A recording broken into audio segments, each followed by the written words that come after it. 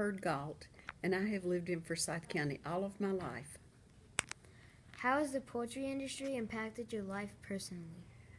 Very much so. I grew up when my father was in the poultry business, and most everyone in Forsyth County was growing chickens or involved in the poultry business some way.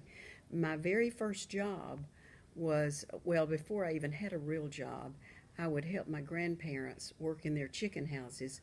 When we were little children, we would take the baby chicks had these big glass jugs, and we would fill them up and take them and put them in the chicken houses so the baby chicks would have water to drink. Back then, nothing was automated, so you had to do it all by hand.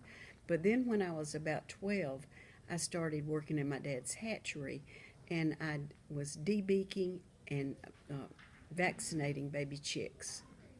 What changes in population have you seen in Forsyth County? Lots. Back then, Forsyth County was not very big at all. There was not a lot of schools, and so we have seen lots and lots of people move in. That was back in the 50s when I started school. And Forsyth was beginning to grow a little bit, but it was then in the 60s after Lake Lanier, the poultry industry brought some people in. Then Lake Lanier brought people in. And then in the 70s, Georgia 400 was completed, and we saw a great influx of population. How might life be different if the poultry industry were never in Forsyth County? Well, life was very different. Of course, it was very different every place. But Forsyth County, before the poultry industry, was just a rural farming community.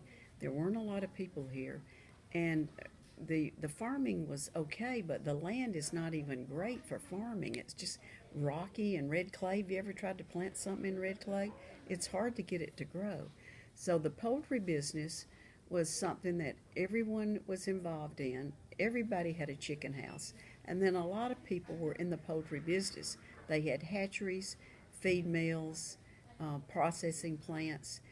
That processing plant, when it was Wilson's back then, now it's Tyson's, but it gave jobs to a lot of people that had never had real employment before.